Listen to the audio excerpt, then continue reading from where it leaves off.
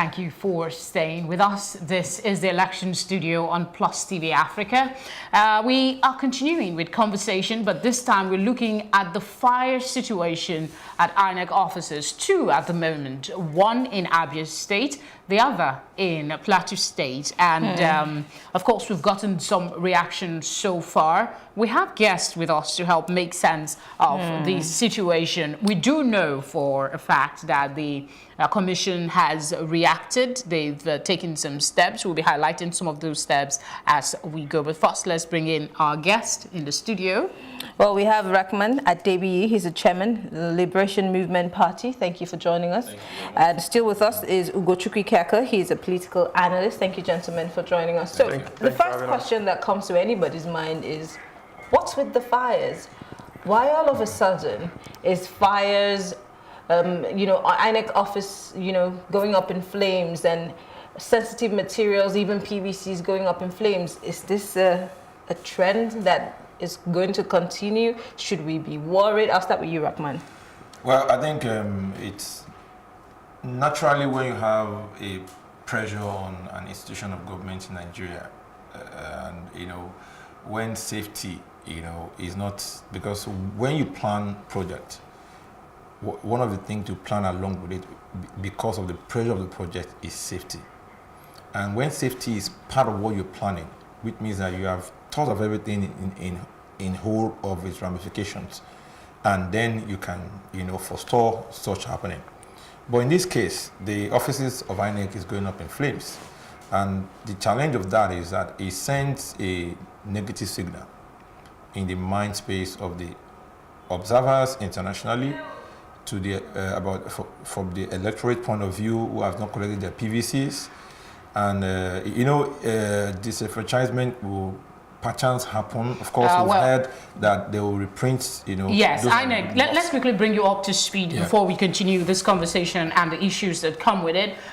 When the fire incidents occur, INEC took several actions. Some of them include notifying the Inspector General of Police and requesting for additional security measures to be put in place in all INEC offices across the country. This has been done. We know that the IG has also said that special security teams will be sent to all of the INEC offices, and they've also said that for the case in Plateau State, that all those that are affected that come and they're registered, they will get the PVCs reprinted, and all those materials that were destroyed by the fire will be replaced before the election on Saturday. That there is no cause for alarm. It's not going to change the scenario. That's the situation as it is at the moment. But coming on the heel of that is the question, why did it have to take a fire to get the IGP to order security for all the offices across the country, knowing fully well that just days before there was the big announcement that almost all the police officers will be on election duty? How do you connect this? Let me come to you, H. Yeah, I think it's worrisome, and I want to give the INEC a benefit of doubt. INEC is an institution that I respect very much, likewise the judiciary. But what has happened over the last few days is worrisome, and that's just to be modest about it. And I think that it just shows the kind of leaders we have. We're very reactive. We're never proactive in doing things. We saw the sad incident of the vice president helicopter crashing somewhere in Kogi State. And it's still the same thing. When that happened, there was no fire service anywhere. Like it felt like we think that we're above harm or we're above risk, so we don't plan, we don't mitigate these issues. But would the government have preempted that INEC would be a target of any sort, especially in the case of arson? I mean, yes, we know that all kinds of things would happen, but we would not think this is not the first time they would be a target. I mean, even before the Abia incident, would anybody have thought, talking about being precautious here, would anybody have thought that we would have had an arson situation or people, hoodlums, going to attack an INEC office? My issue is this: Abia happened, Plateau State happened. Where is the fire service? So there are basic safety questions we're supposed to ask. Where is the fire service? Who is the fire service chief in Abia State? The question still remains the security as well, because we don't have to wait for something to happen for us to react to it. So the security team, the security apparatus, that the IG and the Commissioner of Police, both in Abia and Plateau, for me, they have some questions to answer. And the truth is that if things are being done right, maybe after the election, there should be a panel of inquiry to understand what happened, to make sure that this doesn't happen again in future.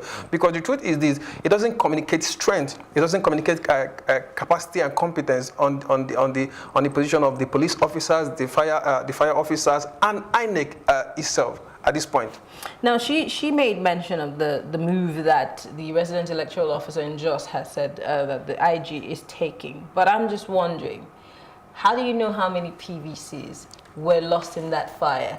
How do you know, how many people even are aware that their PVCs were in that fire? Who even intend to pick up those PVCs? Because you're going to have a registration process.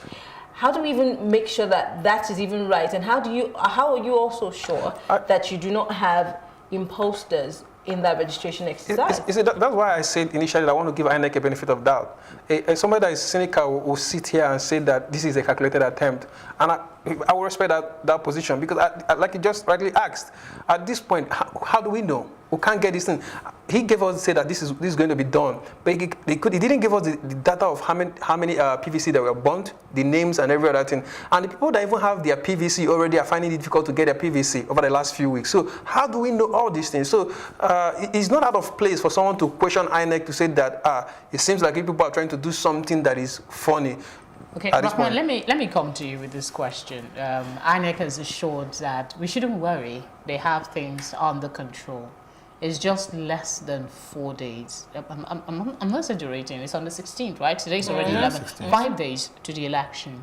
Do you think that they will be able to sort out all the issues in both polling INEC office that will address, because those offices, I guess, manages the local government in those areas? Do you think that they will truly be able to address these issues? Also, she identified the PVCs. There's no way there won't be an isolation of cases, because the challenge that we find at hand right now is the PVCs have not been collected. You have to ask yourself critical questions. Critical questions is, has INEC PVC collection ended or not? They've ended. These PVC were burnt. So if you look at it procedurally, it means that those PVCs were not, the people who owned them didn't come to collect them, especially in the case of the Jos that just happened. You know, if you follow that process, you realize that yes, even if they restore, because they have the database in their data, bank somewhere, which is safe, but they can replace every other thing. But reprinting only for those who have been able to show intent for it to be picked up, those are the people they will reprint for, because it's an isolated case. And with an isolated case like that, you have to treat it with all it takes, all it demands of you.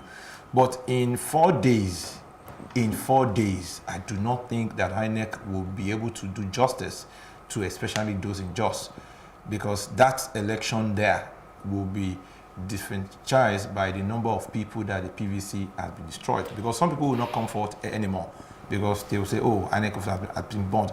And what I expect INEC to do is, they've been taking some good measures.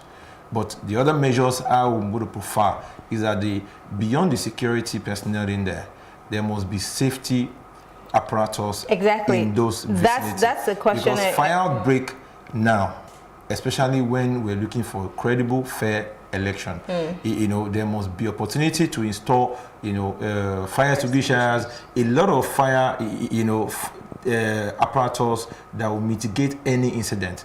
And that was what I was trying to say, that when we think of a project of this magnitude, we must think of the worst, that the worst can happen at any time. And I was thinking about it because, the things that were listed to have been burnt in the fire are cubicles, ballot boxes, generators that had fuel in it, PVCs, etc. And they're saying that they think it was caused by a drunken security man for the Jos fire.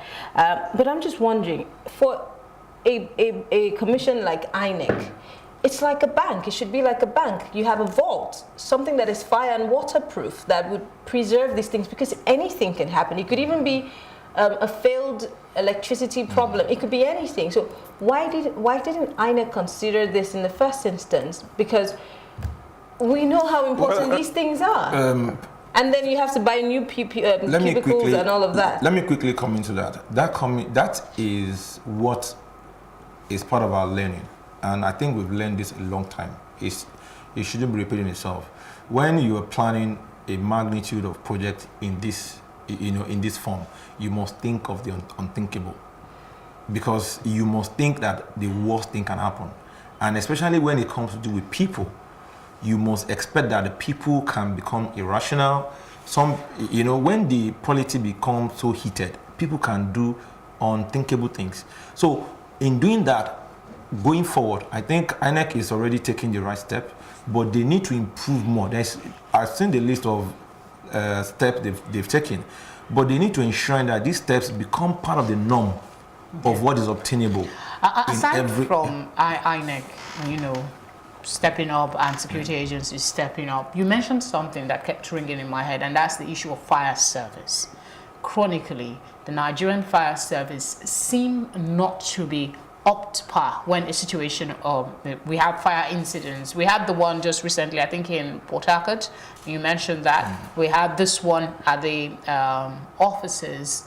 What should be the right attitude of politicians? Is this not something we should be talking about as some sort of campaign promise to look forward to the revamping of the fire service in Nigeria as a whole, not just in isolated places? I think the only place I've seen the fire service really work is in Lagos State, because you have the fire vans at different designated locations, so that if you get a call, they can quickly get... But this should not be the case. It should be across the board. Like a few weeks back in Anambra State, there was a fire incident in Inewi, and there was no fire service.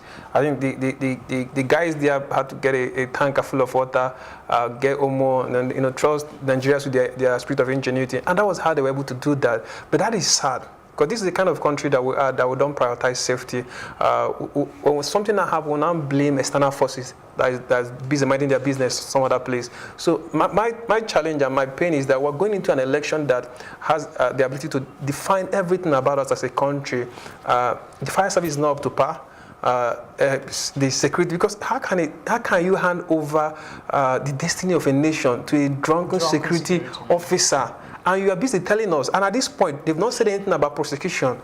So it doesn't show confidence on the part of INEC. It doesn't show confidence, most especially on the part of the Nigerian police force, because you have the constitution mandate to protect all these items.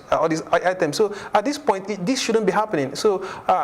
INEC have the next few days to convince Nigerians that are serious about what they want to do. I've given them the benefit of that because they're an institution that I respect so much. I'm not going to call them out to say that they're not doing their job very well. But they should sit up and show us that they show confidence, and most especially the Nigerian police force, because the truth is this: we've seen over the last few weeks, the last election in Osun State and Ekiti State, even some of the voting materials came to the election venue late. There were logistic challenges, and believe me, if you ask me at this point, I'm still expecting such issues to happen again. So can we really blame INEC solely for this? We saw the drama that took place between the executive and the legislature as to how much money was supposed to be released to INEC, and when we see the whole imbroglio. So can we really solely put this,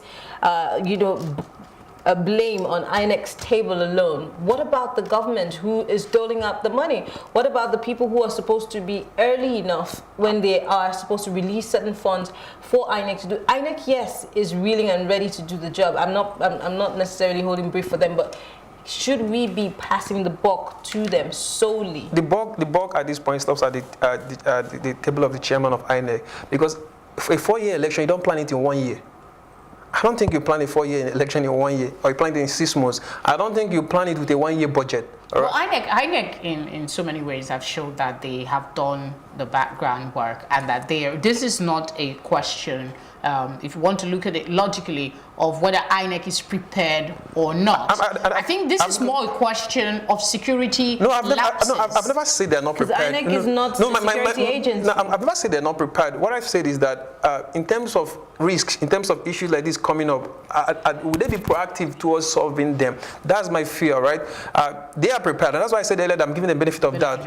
I think they are prepared in my own sense of understanding, and I think that they will try as much as possible to be a fair judge over the next few days. Okay, let's look at the security apparatus. I find this particularly bothersome that the first public relations officer said the other day that I think I mentioned this when we started, all the police officers will be on election duty. Does it mean that situations like this, securing locations before the election, is not as much a priority as it should be? Only now, we talked about reactionary behavior, only now is the IG saying additional security men will be posted to these places. Doesn't that worry you, Rahman? The question is, let's expand it a little bit. When you go into elections, there's a lot of, everybody is in a competition to win.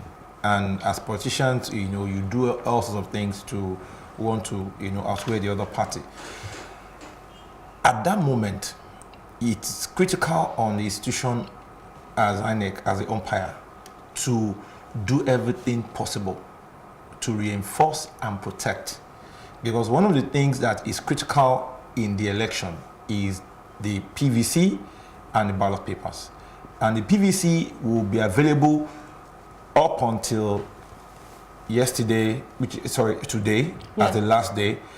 Everything that concerns the PVC is of priority to INEC.